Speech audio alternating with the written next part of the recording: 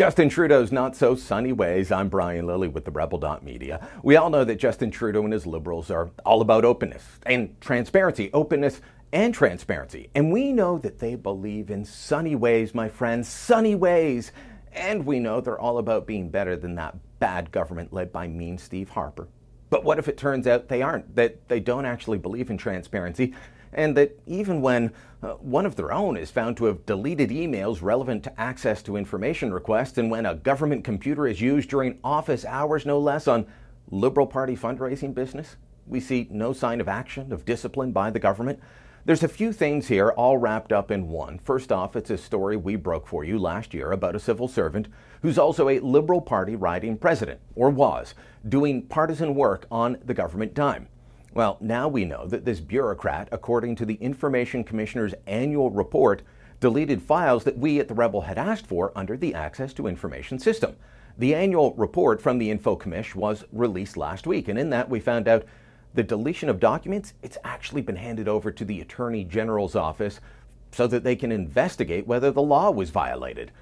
You know what we also found out? We also found out the Liberal government isn't so fond of the openness and transparency that they claim to celebrate. Before I get too deep into this story of the civil servant doing Liberal Party business, then apparently destroying the evidence, let me read to you from one part of the annual report the Information Commissioner released last week. It says, "Our investigations reveal, once again, that the Act is being used as a shield against transparency and is failing to meet its policy objective to foster accountability and trust in government."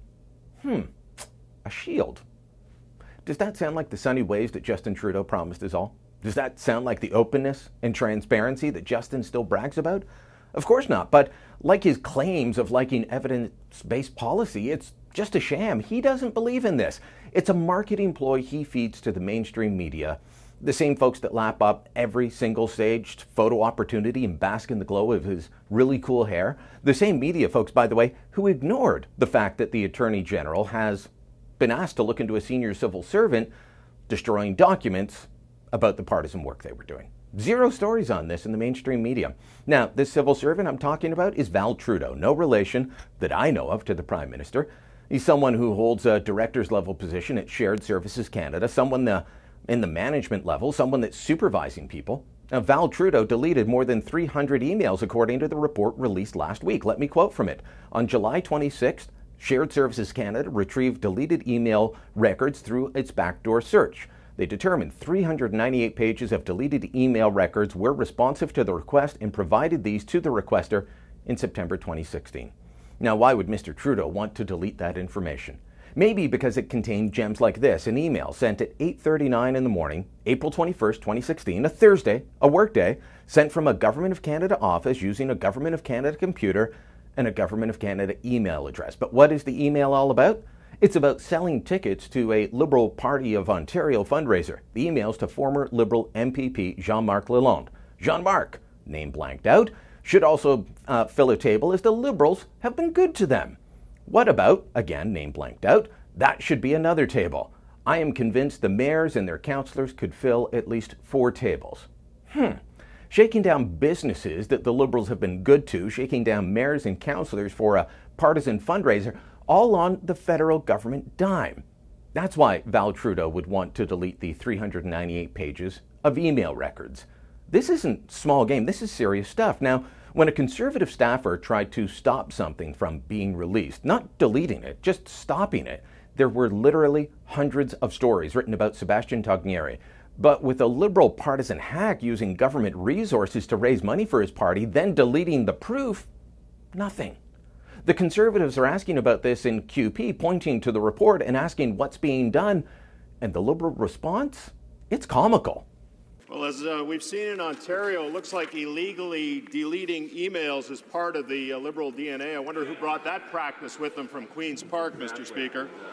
The minister seems to be condoning the actions of this Liberal hack since he's still employed by the government. And because of this, when will the minister do the right thing, recuse herself from this situation, refer this matter to the Director of Public Prosecutions, and apologize to this House for allowing this transgression to occur on her watch?